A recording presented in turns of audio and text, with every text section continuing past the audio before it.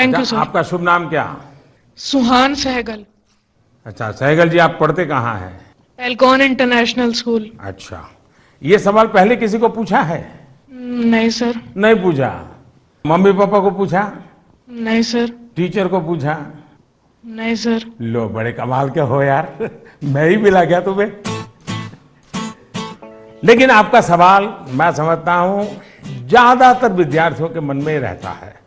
जब मैं भी तुम्हारी तरह पढ़ता था ना, तो ये बात तो मन में रहती थी कि यार पता नहीं क्यों याद नहीं आ रहा है। देखिए, परीक्षा हॉल में जाते समय आपको अपने मन को बिल्कुल शांत करके जाना चाहिए। मैं अभी टीवी स्क्रीन पर आपको देख रहा हूं, इतना शांत आपका चेहरा है, इतने विश्वास के साथ आप बैठे हैं, मुस्कुराते भी हैं। ये जो अवस्था है ना, एग्जामिनेशन में जाए ना तब भी ऐसा ही रहिए, आपको कभी नहीं भूलेंगे। आपका मन अशांत रहेगा, चिंता में रहेगा, आप घबराए हुए रहेंगे, तो इस बात की संभावना बहुत ज़्यादा होगी कि जैसे ही आप क्वेश्चन पेपर देखेंगे, कुछ देर के लिए सब कुछ भूल जाएंगे। इसका सबसे अच्छा उपाय यही है कि आपको अपनी सारी टेंशन परीक्षा हॉल के बाहर छोड़कर जाना चाहिए और आपको ये भी सोचना चाहिए कि जितनी तैयारी आपको करनी थी आपने कर ली है। अब आपका फोकस प्रश्नों के अच्छे से उत्तर देने में होना चाहिए। आप इस बात से भी नहीं घबराइए कि कुछ नया आ गया तो क्या होगा, कुछ ऐसा आ गया जो आपने पढ़ा ही नहीं है तो क्या होगा। और मैं सभी को कहूँगा, परीक्षा के तनाव को कम करने के लिए बिना टेंशन लिए परीक्षा देने के लिए बहुत सारी एक्टिविटीज, बहुत सारे उपाय आपको एग्जाम वॉरियर बुक में दिए गए हैं। और अभी भी एग्जाम वॉरियर बुक को एक मैंने नया एडिशन, इस मुझे कोरोना में थोड़ा समय मिल गया तो मैंने इसको थोड़ा इम्प्रूवमेंट भी किया है, कुछ एडिशन भी किया है। इस बार इसमें बच्चों के लिए ही मंत्र नहीं है, बल्कि मैंने पेरेंट्स के लिए भी काफ़ी कुछ लिखा है। कई सारी एक्टिविटीज नमो ऐप पर भी दी हुई है। आप इसमें पार्टिसिपेंट करके अपने मित्रों के साथ शेयर भी कर सकते हैं। और मुझे विश्वास है, थोड़ा सा प्रयास कीजिए, मन में से निकल जाएगा और आपको पक्का फायदा होगा। और आपके साथियों, और मैं आपसे चाहूंगा कि आपको जब भी फायदा हो तो मुझे लिख करके दीजिए। एग्जाम वॉरियर पढ़ करके मुझे चिट्ठी लिखिए, लिखोगे ना? जी सर। वाह, शाबाश। Thank you sir. नमस्ते जी। मेरा नाम भारवी पोपट है। मैं गुजरात अहमदाबाद के ग्लोबल मिशन इंटरनेशनल स्कूल संस्कार धाम के कक्षा 11वीं कॉमर्स की छात्रा हूँ। श्रीमान, इस कोरोना काल में उद्योग, व्यापार, सरकार को भी तकलीफ आई होगी, लेकिन क्या आपने सोचा है कि विद्यार्थियों को क्या तकलीफ आई? सर, इस संकट को मैं अपने जीवन में किस रूप में याद रखूं? ऐसा लगता है कि हम छात्रों का एक साल निरर्थक हो गया हो। मेरी जगह आप होते तो क्या करते? आपका मार्गदर्शन हमें दिशा देगा। धन्यवाद। धारवी आपका छोटा भाई है? बड़ा भाई, छोटा भाई कोई है घर में? छोटी बहन है। हैं? छोटी बहन है सर। छोटी बहन है। अच्छा जी सर। छोटी बहन को ऐसे ही डांटती हो जैसे अभी कह रही थी? नहीं सर। है? ऐसे आंखें खोल करके बोल रही थी। अच्छा, साबरमती आश्रम पहले आई थी कि आज पहली बार आई? सर, फर्स्ट टाइम आई हूँ आज। फर्स्ट टाइम आई हो?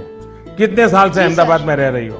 6 years सर। अच्छा, तो 6 साल से हाँ, रह सर। रही हो और आपको कभी मन नहीं कर गया कि भारत की आजादी का इतना महत्वपूर्ण स्थान, वहां कभी जाना चाहिए? आज तो सुबह से आ गए होंगे आप लोग। जी सर, बिल्कुल। तो आपने देखा क्या, आज सब चीजें देखी क्या? हाँ सर, देखी। मन को शांति का अनुभव हुआ? हाँ सर, बहुत शांति का अनुभव हुआ। देखिए, जा करके अपने संस्कार धाम के दोस्तों को भी कहो कि साबरमती आश्रम जाना चाहिए और अपने परिवार और जी। मित्रों के भी कहो कि साबरमती आश्रम जाना जी, सर। चाहिए और वहां की शांति का अनुभव करना चाहिए। कुछ पल बिल्कुल, मौन, सर। कुछ पल मौन वहां बैठना चाहिए। करोगे? हाँ सर। अच्छा, अब आप चलिए आपके सवाल पर आता हूं। मैं तो एकदम से धार्मिक को उपदेश ही देने लग गया था। देखिए, आपकी बात बिल्कुल सही है। जहां तक कोरोना का प्रश्न है, मैं तो इसे इस रूप में देखता हूं कि जो गलती आपने नहीं की उसका खामियाजा आपको उठाना पड़ा। ये आपके लिए जीवन की एक सीख है कि कई बार जीवन में बहुत कुछ अचानक घटता है, अकल्पनीय घटता है और इन घटनाओं पर आपका कोई नियंत्रण नहीं होता है। कोरोना में भी हम कह सकते हैं कि बच्चों का, युवाओं का जो नुकसान हुआ है वो बहुत बड़ा है। बचपन के लिए तो 1 साल का नुकसान बड़ी इमारत की नींव में एक खालीपन जैसा है। इस कमी को भरना आसान नहीं है। स्कूल एज मतलब हंसना, खेलना, मिट्टी में खेलना, मिट्टी उछालना, गर्मी, सर्दी, बरसात, हर चीज का आनंद, दोस्तों के साथ, क्लासरूम में, टीचर के साथ गप्पे मारना, बातें करना, घर की छोटी सी भी घटना है चारों दौर एकदम से बता देना, उनके बीच रहना, ये सब जीवन की विकास यात्रा के लिए बहुत अनिवार्य होता है। इन सब चीजों से आप सहज ही कितना कुछ सीख सकते हैं। आपको भी लगता ही होगा, कोरोना काल के पहले का समय आप याद करते होंगे तो सोचते होंगे कि कितना कुछ मिस किया है। लेकिन कोरोना काल में अगर काफी कुछ खोया है तो बहुत कुछ पाया भी है। कोरोना की सबसे पहली सीख तो यही है कि आपने जिस चीज को, जिन जिन लोगों को मिस किया, उनकी आपके जीवन में कितनी बड़ी भूमिका है, ये इस कोरोना काल में ज्यादा पता चला है। आपको इस बात का एहसास हुआ कि किसी को भी फॉर ग्रांटेड नहीं लेना चाहिए। खेलकूद हो, स्कूल में फिजिकल क्लासेस हो, या फिर आपके घर के पास सब्जी बेचने वाले, कपड़े प्रेस करने वाले, पास के बाजार के दुकानदार, जिन लोगों को, जिन बातों को आपने रूटीन समझ लिया था, उनका जब मिस करते हैं तब उनका सबका महत्व हम सबको अनुभव होता है, आपको भी पता चला है। इसलिए इस दिशा में आपको लगातार जागरूक रहना चाहिए और लाइफ लॉन्ग इस लेसन को याद रखना चाहिए। कोरोना के बाद भी इन चीजों की उपेक्षा नहीं करनी चाहिए। वहीं आपको यह भी याद रहना चाहिए, जीवन को सच्चे अर्थ में जीने के लिए कितनी कम चीजों की जरूरत होती है। दूसरा, इस 1 साल में आपको कहीं ना कहीं जाने अनजाने में आपको खुद के भीतर झोंकने का, खुद को जानने का एक अवसर भी मिला होगा। कोरोना काल में एक और बात ये भी हुई है कि हमने अपने परिवार में एक दूसरे को ज्यादा नजदीकी से समझा है। कोरोना ने सोशल डिस्टेंसिंग के लिए मजबूर किया, लेकिन परिवारों में इमोशनल बॉन्डिंग को भी इसने मजबूत किया है। कोरोना काल ने यह भी दिखाया है कि एक संयुक्त परिवार की ताकत क्या होती है, घर के बच्चों के जीवन निर्माण में उनका कितना रोल होता है। मैं चाहूंगा कि सोशल साइंस के लोग, हमारी यूनिवर्सिटीज इस पर रिसर्च करें। कोरोना काल के फैमिली लाइफ पर स्टडी करें। कैसे इस संकट से मुकाबला करने में संयुक्त परिवार ने समाज को ताकत दी, इस पहलू को खंगाले। कोरोना आने के बाद ये जो आयुर्वेदिक काढ़ा, पौष्टिक भोजन, साफ सफाई, इम्यूनिटी, ऐसे अनेक महत्वपूर्ण विषयों पर हम सबका ध्यान गया है। इन सब के लिए लोगों ने जो जो किया वो अगर पहले से करते आ रहे होते तो शायद परेशानी इससे भी कम होती। लेकिन अच्छा है, अब ये बदलाव लोगों ने अपने जीवन में शामिल कर लिया है और इसलिए मैं यही कहूंगा, ये बहुत बड़ी बात है कि परिवार के बच्चे ऐसे गंभीर पहलुओं पर सोच रहे हैं, बात कर रहे हैं। धन्यवाद बेटा, धन्यवाद। নমস্কাৰ। প্ৰতি মাননীয় প্ৰধানমন্ত্ৰী মহোদয়, সকলো অসমবাসী ৰাইজৰ ফালৰ পৰা মই অভিনন্দন জ্ঞাপন কৰিলোঁ। माननीय प्रधानमंत्री महोदय, मैं कृष्टि सैकिया केंद्रीय विद्यालय IIT गुवाहाटी की 10वीं कक्षा की छात्रा हूँ और समस्त असम वासियों की ओर से आपको प्रणाम। सर, नई पीढ़ी के एक बच्चे के तौर पर हम अपने पेरेंट्स और अपने बीच की जनरेशन गैप को हमेशा कम करना चाहते हैं। तो प्राइम मिनिस्टर सर, हम ये किस प्रकार कर सकते हैं? कृपया अपने मार्गदर्शन दीजिए। क्या नाम बताया बेटा? Sir, Christy Saikia. इतनी बढ़िया हिंदी कैसे बोल लेती हो? धन्यवाद सर। चलिए, आपका सवाल तो बहुत अच्छा है। एक विद्यार्थी के रूप में आपने जो सवाल पूछा है उसके लिए मैं आपकी बहुत सराहना करता हूं। ये बताता है कि आप उस मुद्दे को लेकर कितने संवेदनशील हैं। आप न केवल इस विषय को समझ रहे हैं बल्कि दो पीढ़ियों के बीच जनरेशन गैप कम हो इसका भी प्रयास कर रहे हैं। लेकिन मुझे पेरेंट्स से इस विषय पर बात करनी है। एक बात जो पेरेंट्स को डिसाइड करनी है, क्या वो बुढ़ापे की ओर जाना चाहते हैं या फिर अपनी उम्र कम करना चाहते हैं। और आप भी बेटा अपने मम्मी पापा को जरूर ये सवाल पूछना।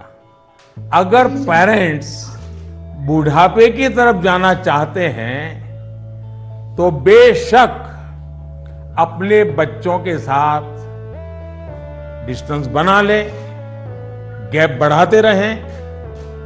अगर आपको नवजीवन की ओर आगे बढ़ना है, अपनी उम्र घटानी है, युवा बने रहना है, तो आप अपने बच्चों के साथ गैप कम कीजिए, क्लोजनेस बढ़ाइए। ये आपके फायदे वाला है।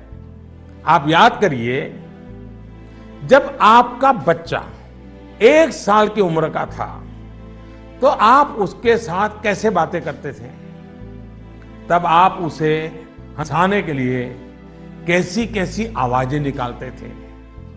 आप अपने चेहरे के भांति भांति के एक्सप्रेशन बनाकर कैसे उससे बात करते थे। ऐसा करते हुए क्या कभी आपने सोचा कि कोई देखेगा तो क्या कहेगा? कभी आपने सोचा कि लोग आपको ऐसा करते हुए देखेंगे तो ये कहेंगे ये कैसे चेहरे बना रहा है, कैसी आवाज निकाल रहा है? क्या कभी उस समय आपने ये सोचा कि आपके बच्चे के मन में क्या चल रहा होगा? आपको उस समय आनंद आया, इसलिए आपने ये किया। आपने किसी की परवाह नहीं की, यानी आप सब कुछ छोड़कर खुद एक बच्चे बन गए। बच्चे से खेलने के लिए आप खुद खिलौना बन गए और बच्चे के खिलौनों से भी उतना ही चाव से खेले। आप याद करिए, कभी आप घोड़ा बने होंगे, कभी बच्चे को पीठ पर बिठाकर चले होंगे, कभी कंधे पर बिठाकर घर पर घूमे होंगे, कभी 4 पैर करके चले होंगे, बच्चा रोया होगा तो उसे चुप कराने के लिए आप भी झूठ-मूठ का रोए होंगे। तब आपको कोई फर्क नहीं पड़ता था कि देखने वाला क्या कहेगा, घर के बाकी लोग क्या कहेंगे, समाज क्या कहेगा, दोस्त क्या कहे, कुछ नहीं सोचा। क्या कभी सोचा था? आप उसका आनंद लेते हैं और ऐसा बच्चे के 5-6 साल की उम्र तक चलता रहता है। जैसे ही बच्चा थोड़ा बड़ा होता है तो एक लेवल पर मेंटेलिटी ऐसी हो जाती है कि माँ बाप बच्चे को डोमिनेट करना चाहते हैं, बच्चे को हर चीज सिखाना चाहते हैं। अचानक जो दोस्त थे वो दोस्त न रहकर बच्चे के इंस्ट्रक्टर बन जाते हैं और कभी कभी इंस्पेक्टर भी बन जाते हैं। साथियों, बच्चा जब बाहर की दुनिया में पैर रखता है तो बहुत सी बातें ऑब्जर्व करता है। घर में जो देखा था उससे कुछ ज्यादा, कुछ अलग, कुछ नया वो देखने लगता है। उस समय आपकी ये जागरूक जिम्मेदारी है कि उस नए वातावरण में आपका बच्चा और अधिक फले फूले। और इसका उत्तम तरीका है कि आप उसके मन से जुड़े, उसके मन से ही करें और उसकी हर बात को इमोशनली अटैच होकर के सुने। ऐसे नहीं फोन कर रहे हैं और वो बोल रहा है, ऐसा नहीं होना चाहिए। बिल्कुल उसके साथ जुड़िए। आपको जो पसंद नहीं, अगर वो काम आपका बच्चा करके आया है तो उसको डांटिए मत, टोकिए मत, बस सुनते रहिए। सुनते समय उसको लगना चाहिए कि आप उसको कितना प्यार करते हैं। हाँ, लेकिन जो चीज अच्छी नहीं है उसको मन में रजिस्टर करके रखिए। और ये ग्रोइंग एज के बच्चों के लिए करना बहुत जरूरी होता है। आप जितना हो सके उसकी बात सुनिए, उसकी बात समझिए।